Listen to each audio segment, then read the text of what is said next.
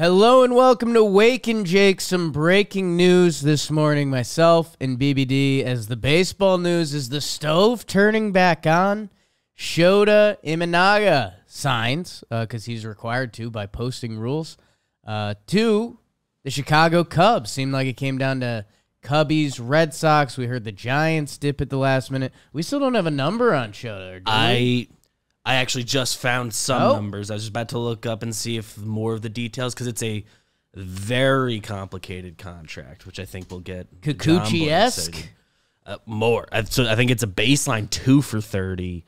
I think it rather easily can escalate to 460, and I saw that there's a maximum of 80 million. Oh, so there's just a bunch of escalators in there, I think. We're a lot more in the ballpark than we thought, because, I mean, there was 100 mil was being reported, right? There was a lot about you would need to commit 5 years. And that was like, people I know and trust, and I don't think we're wrong in thinking that. Okay, so as we get the Shoto Imanaga details, he heads to the Cubbies, and the guy that it was looking like he's probably replacing on the Chicago Cubs, Marcus Stroman, has rumors that are pretty close and near and dear to us. Reportedly, the New York Yankees. And we, I guess if we wanted to and we were these people, we could throw a little actual logs on the fire. The Talkin' Yanks account got a couple DMs yesterday saying that there was some momentum going with that. For a couple reasons, we didn't do anything with it. One, nothing was like official, so for us just to tweet, hearing Stroman Yankees rumors, comes off what we heard wasn't like it's done. Yeah, no, it comes off pretty clickbaity, and like that's reporting, which we don't really do. Yeah, we've tended to dodge the breaking news game unless we're like feeling real good about what we've got. Yeah, so that was that's happening. Last night, we kind of got an inkling of it, and now John Morosi tweeted out this morning that both sides have come to the table, which is important for this one, because both sides have talked a little junk to each other. I looked up some of the old stuff this morning. It's the Cashman stuff, I guess, is Cashman's standard operating procedure. He said he didn't think Stroman would be a impact playoff pitcher for them, which... Superstar free agent Jordan Montgomery, he said the same things about as he was in the Yankees' walls. There's like, if you go back and look at any quotes he said, he didn't say that, but I think he said we feel really good about our playoff rotation even without him. I think he had a quote that was like if he was on this team, he would end up in our bullpen. I think he said that was it wasn't, and I think what he said wasn't ever saying like we don't believe in Montgomery. It was like a comment about there's no exact quote in the realm of like not believing in Montgomery as a starter. It's a lot of blogs starting to be like, yeah, he never said that. Okay, but it was a tough sentiment on the way out.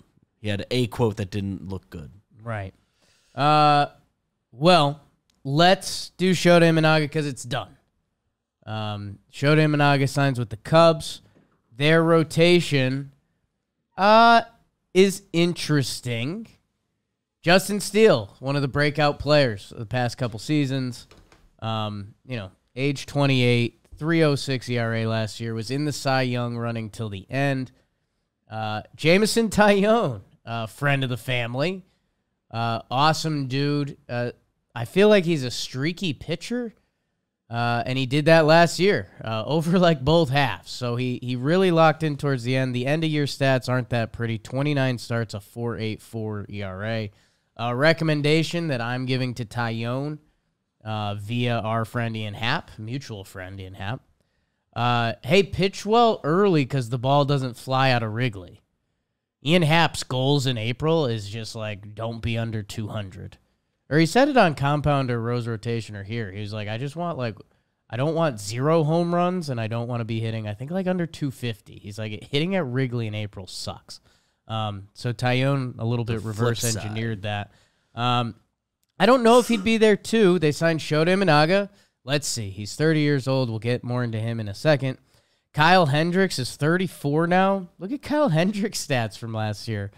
24 starts at 3.74 ERA. Sure. As I look around and look at pitching numbers from around the league, Kyle Hendricks did his thing.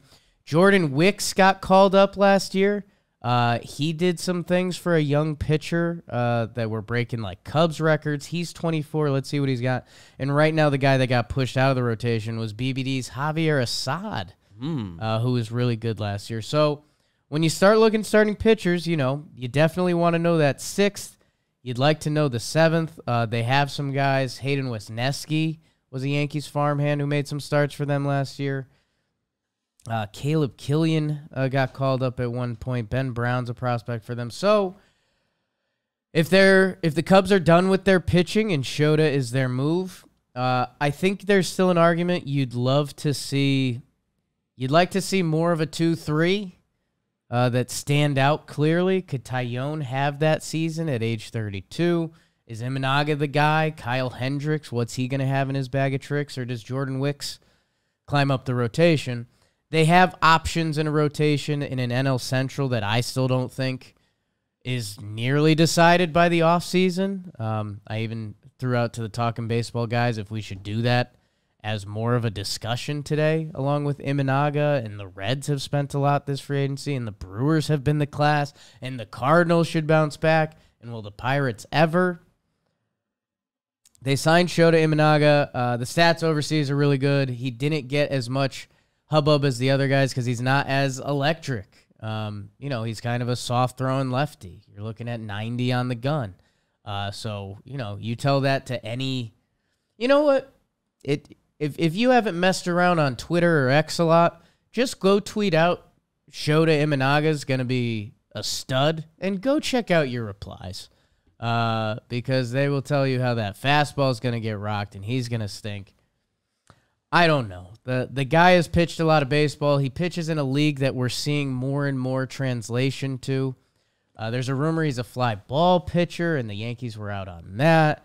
Tough division in the AL East if you're a guy who has homer problems in Japan, but and I think that scared off the Yanks. The other funny thing that was going on for me is people were comparing him to Yusei. They're like, this guy's the next Kikuchi. I don't think guys realize how, I don't want to say complimentary that is. Kikuchi, I guess he had a slow start in the majors, and I forgot about that a little bit. But Yusei Kikuchi last year, 32 starts, 167 innings pitched, 181 strikeouts, a 3.86. Yusei Kikuchi was good last year. That is currently kind of the outlier of his career. 2021 with Seattle, he was an all-star, ended the year with an ERA plus under 100. Put that in a Jolly Olive video in the future. The other thing I want to say is it's a lazy comparison. It's comparing Penix to Michael Vick because they're lefties. It's like Kikuchi throws heat. Kikuchi throws gas, dude. He hits like high 90s on the gun. Imanaga is not that guy. He pitched against Team USA in the WBC. There's results there that you're going to get something from him. Is it just innings? And we're paying for innings these days, people. Especially hold on to that for the rest of the conversation. And I think the thing that's interesting to me is the Cubs are basically saying, Imanaga, we think, can outperform Stroman next year. Now, let's see what contracts look like, because that's the next part of this. Marcus Stroman for the Cubs last year, the numbers end up being slightly funky. 136.2 innings, a 3.95 ERA, weak and butter, and a career 3.65 for Stroman, as you hear the Yankee fan in me hope to start getting excited about him. Marcus Stroman, what's my best butter knife? Through July, he had a 2.47 ERA. On July 15th, so is that after the deadline? There's the break. First start after the break, 2.88. 2.88. The guy was all JM through the first 3 months of the season, I think. If that means something to you, we love you. Thank you. Subscribe. He had a hip injury towards the end of the year. Hits the IL after a couple bad starts, comes back, and he's trying to help the Cubs playoff run, so he's not really, he's rehabbing in September in the major leagues, and he didn't do poorly. out of the bullpen. Yeah. 2 of those. Like, yeah, I mean, just he basically pitched like 9 total fairly clean innings. Basically an opener for a couple games.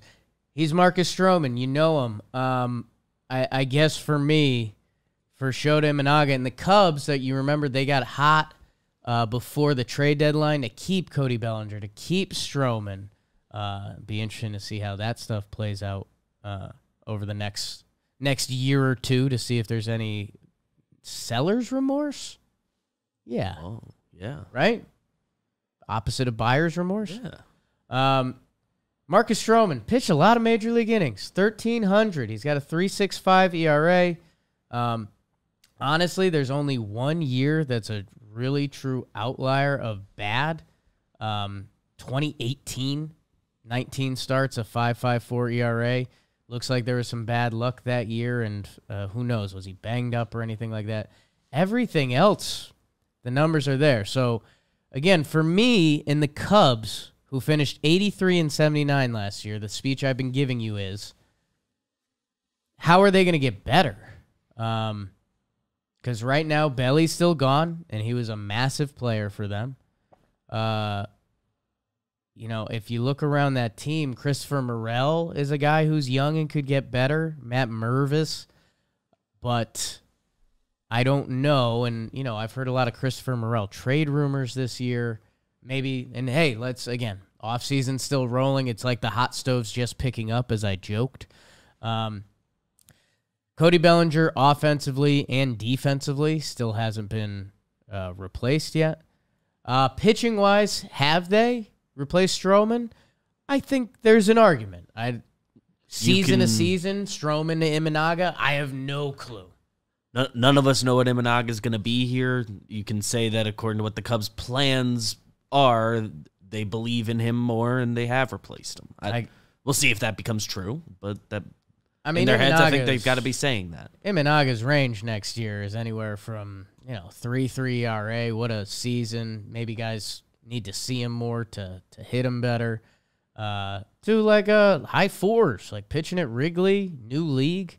Not, of the pitchers coming over, at MLB GMs. I mean, how about this? Even if, I was going to say if you're not a baseball loser, but you have to be a baseball loser to have pitcher from Japan conversations. I mean, Yamamoto this year, obviously Shohei's in our books. Senga comes over. He's electric. Roki Sasaki, we're getting jazzed up about him. Mm-hmm. So I don't know. Like, we're starting, and I don't necessarily say it in the most negative way, because I think originally to come over, even 20 years ago, you had to be the cream of the crop because the MLB was just on a different level. The world caught up. I said this during the WBC. Like, Shoto Imanaga is going to be an MLB pitcher. Like, this isn't a Kiyagawa situation. You might have to learn, and with the contract he's getting, they're going to throw him out there. Is he? Look, it's not. The people want to make him a Kiyagawa thing because there is kind of a comparison where Agawa was the 2 to Daisuke at the time, and obviously, like, he isn't Yamamoto. I mean, but it's so different. He has like good stuff. Kiyagawa came over, and everybody who watched a bullpen said, "Oh, yeah," like immediately. Imanaga pitched against Team USA. The Kiyagawa, I mean, put that in the Steinbrenner bad book. Just like trying to punch back. Specifically, I've had a lot of conversations about Imanaga, and all my research was done through like a more Yankees lens, and thinking about like why the Yankees I don't think were interested, because they tend to not give big deals out to not like ace caliber guys. So I've been coming at a lot of Imanaga conversations with he isn't that, but like everything you read on him, he will be an MLB pitcher. I don't know where that ultimately lands.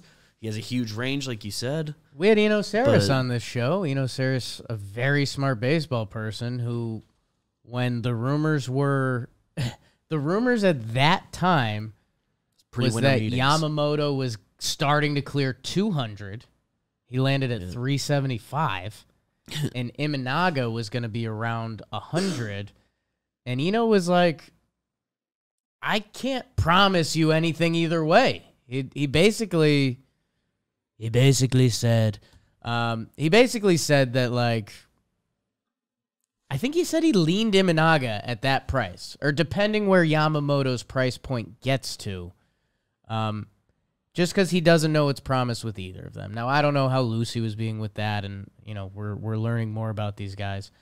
Cubs get an arm that should give them innings. They've got a little depth. Like, at this Cubs rotation heads to spring training, I think Cubs fans are like, okay, let's roll it.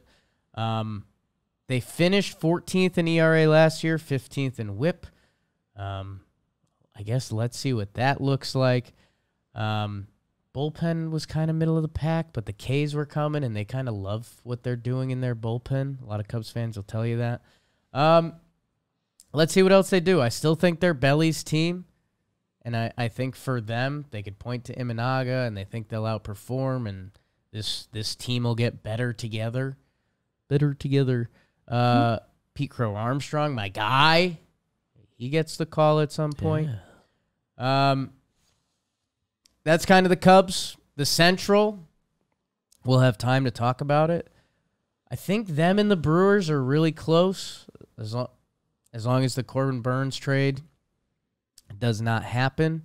I think the Reds are really close too, and I'm not going to write off the Cardinals. I think last year was just one of the worst seasons we've seen come off the rails. That if the Cardinals have a 15-9 first month, like the Cardinals are, I wouldn't say they're back to being the Cardinals, but they're very much in play for the NL Central. Pirates, I do this probably once a week. It felt like they were on a path. And I don't know, their pitching got hurt. Brubaker and Oviedo. I've done this before. We'll have a ton more NL Central talk coming up. But let's talk about, you might want to hear about the Yankees. You might want to hear about Marcus Stroman. And you might want to hear about DraftKings. NFL playoffs are here, and we've teamed up with DraftKings, an official partner of the NFL, who's kicking off things with a huge offer. Throughout the playoffs, new customers get $200 in bonus bets instantly when they place their first $5 wager on anything. If sports betting is not yet available in your state, not to worry. You can still join in on all the fun with DraftKings Daily Fantasy Sports. So download DraftKings Sportsbook app now. New customers use promo code BAKERS. Bet just $5 on any wager and get $200 in bonus bets instantly. That's promo code BAKERS only at the DraftKings Sportsbook. Download the DraftKings Sportsbook app and use promo code BAKERS. Marcus Stroman. So, like we circled on a little bit, Marcus Stroman had some quotes about the Yankees and kind of punched back at Cashman a little bit, saying that the only guy on the Yankees that, you know, is going to be in his realm the next 5 to 7 years is Garrett Cole. Kind of a funny quote.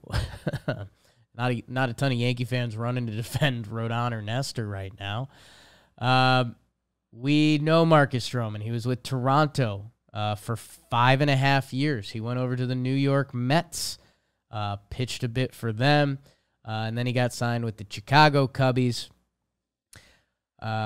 Really good career, 3.65 ERA. Short king, we love that. Listed 5'7", 180 when we talk about these world of monster pitchers. And then there's the other world of Stroman, where he's one of the biggest baseball personalities on Twitter, X. What should I say? I think the shows I listen to, they try to get to X. Yeah. I feel like we're still in a tweener area. I still Twitter. The website's still twitter.com. Yeah. Just an X pops up. Anyways, Stroman has engaged with a lot of Yankee fans on Twitter. Usually not in a happy way, usually a lot of smack talk. He fires from the hip. He believes in Marcus Stroman. He should. Marcus Stroman has achieved more than 99% of baseball players, and that's more than basically 100% of the population that tries to achieve that. He has a fashion line. I think does he have a book? He's got a couple books out. Guy does a lot. including engage with fans on Twitter in positive and negative ways that, I've already seen a lot of Yankee fans doing like, oh boy, like, it feels like there's a little bit of inviting the lion into the den, and it feels that the opposite way too. Stroman's talked that talk about the Yankees, that I don't know. My initial reaction was basically, this feels like, I don't know. I'm trying to picture like a college friend group, and there was two couples that dating, and that the couples broke up, and then two of those people decided to like start dating almost out of spite or out of fear. Like, I don't know. They just kind of ended up in the same place. And the Yankees, and this isn't an attack at Stroman. Stroman pitches. He's got a big personality. Baseball needs more of that in general. The Yankees have a pretty bad resume of dealing with loud people. Normally they stay away from it. The Donaldson thing, they neutered him pretty hard. He used to be one of the loudest personalities on Twitter. Stop tweeting. Like, and we know the Yankees PR, like they mean business. They are a big company. They're Disney. That they control things. That part of the relationship would matter.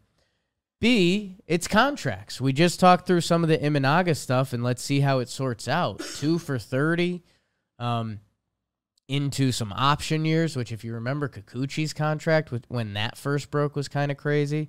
Definitely want to see the numbers on that as they come out and see where Stroman's at, because obviously there's a lot of stats that are important when it comes to free agency, but man, age.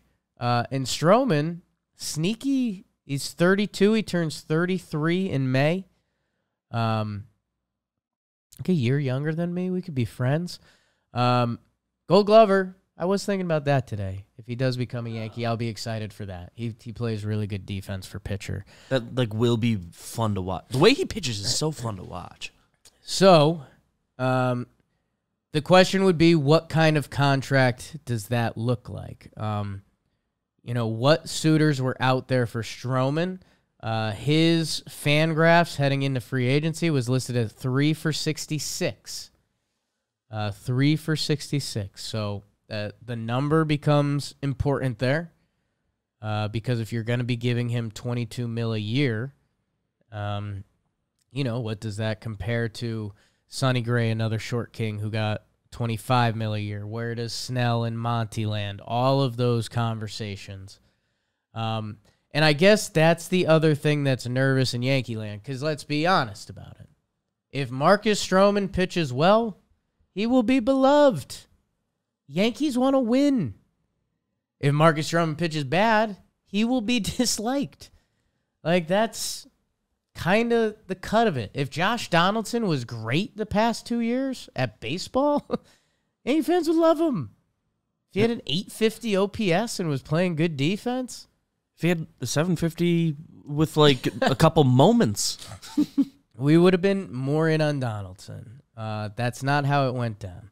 If Stroman ends up on the Yankees, performance is going to dictate how beloved he is. He's a guy that's not scared of the moment. Like, I'm not worried about him pitching in New York at all. He pitched for the Mets. Did it? He's pitched in postseason games. The numbers are okay, but he's thrown 30 innings in the MLB postseason.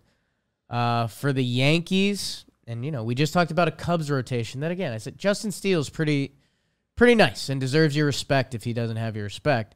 After that, it seemed like a lot of pitchers you'd be more comfortable with them as the secondary addition. 3.5, your 4. The Yankees, Cole, Rodon, Schmidt, Nestor. If Stroman slots into that, you've got guys that have had high-end seasons. I mean, between Rodon, Nestor, and Stroman, you'd like to think those guys can have a big half, excluding injuries. If not a big year. Clark Schmidt came onto the scene last year, was very solid. You wonder how much upside is there. Or if he's just, your 4 or 5 that's giving you innings and 6 innings, 2 earned runs, which he did a lot towards the end of last year. Sure, fire me up. the scary thing for Yankee fans then turns into depth a little bit. After, let's say they sign Stroman, you got 5 there, 5 guys that have had high success at the major league level at different points. They don't really have any pitchers after that. Luis Gil's been rehabbing. People even before injury thought he's a reliever long term. I imagine they'll give him a shot to be stretched out this year. We're talking Cody Poteet, Cody Morris. I was just going to say the Codys, I think those are, in the Yankees' heads, they're Brito, Vasquez replacements as far as the role. Obviously, those guys younger, maybe a little more exciting. Yeah, I guess. We don't know a lot about the Codys. I guess for me, the Yankees went into last season with their 8th starter as a part of the rotation, and then he stayed in their rotation the whole year. Quick. No Domingo Germán this year. Clark's in, King's out, Brito, Vasquez, who were their pieces. So I think if you're a Yankee fan, if Stroman's the move, again, there's a part of it that feels a little dirty. I mean, again, I'll super be rooting for Stroman. He's a Yankee, and there's some old stuff with the Yankees that needs to be broken, and maybe Stroman's the guy that can break that. Again, you're Stroman versus the Yankees organization when he's a part of the Yankees organization. That doesn't feel like the perfect formula. But then, again, the Yankees, you'd really want another body that can be a starting pitcher or has pitched innings in this league. And I'd like to think they're still going to get that guy. There's room in the bullpen if you can have a swing guy. Michael Lorenzen's reuse, whatever it is, the Yankees would need more pitching. You'd look at the roster and you'd be like, okay. I mentioned that Cubs pitching staff, Cole and Steele. Even if we call that a wash, which I think Cole still gets the edge there, but any given Sunday. Rodon, you'd really like to think he's going to bounce back, high-end potential. You take him against any of those Cubs starters. Nestor Cortez, kind of a similar boat. His best has been better than those guys, but the injury or just pitching risk is also there. And then Stroman, like I said, he was a part of those Cubs last year. I think if he signed with the Cubs tomorrow and you said, hey, we're doing an in-season tournament, we're copying basketball, Stroman would be there too, right? I mean, we haven't seen Imanaga. You take Stroman over Tyone, performance-based. So, there's some things to be really excited about. On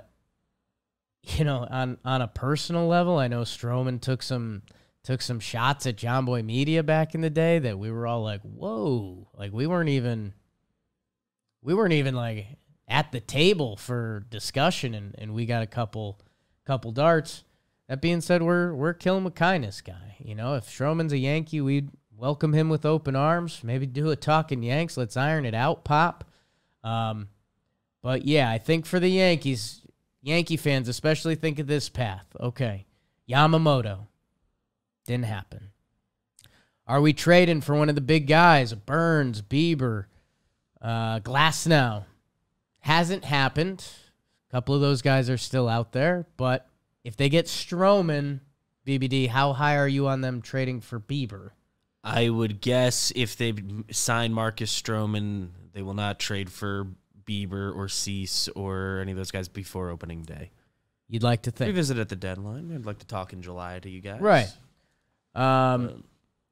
So then, we did our last Talking Yanks was Snell versus Monty, released yesterday.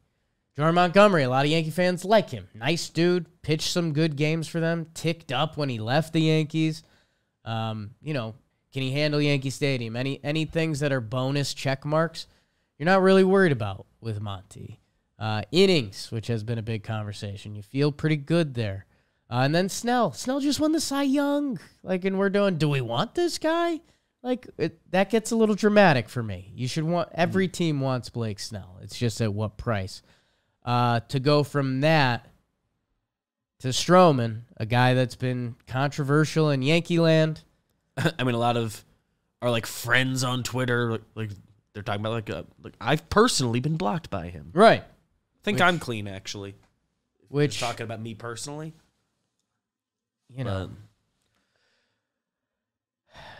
it's just a little bit of a roller coaster ride, that landing here.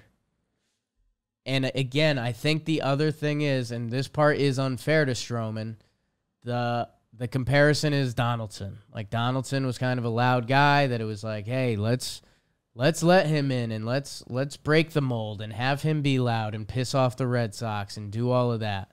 And that didn't work out. The most recent time we tried it full as big an egg on their face move as the Yankees have had in a long time. And man, I mean, hey, we've said the Yankees have need personality, and I agree with that. Verdugo and Stroman. It's a lot of personality. It's a lot of personality coming in. Never mind Juan Soto. Who, like, personality-wise, kind of a happy-go-lucky different guy, conversation, but, you know, a star of stars. He has a lot of fun visibly playing baseball. You know, arguably the best player on the Yankees. So that's something. So let's see if it goes down. Just keep forgetting the Yankees have him. Right? Let's see if it goes down, and let's see what that number is, because that's where the great game happens. But man, the baseball stove has kicked back into gear. Let's see what's next. I think we're gonna drop a standalone football thing with Justin Pennick, just to talk some playoffs and stuff. We'll see what that looks like. For now, enjoy this baseball back. And subscribe and all that stuff. Yeah. Oh, and shop.johnboydmedia.com if you want to hang out with us and Aaron Boone. Whoa. Come to a show. Live. And Stroman, maybe.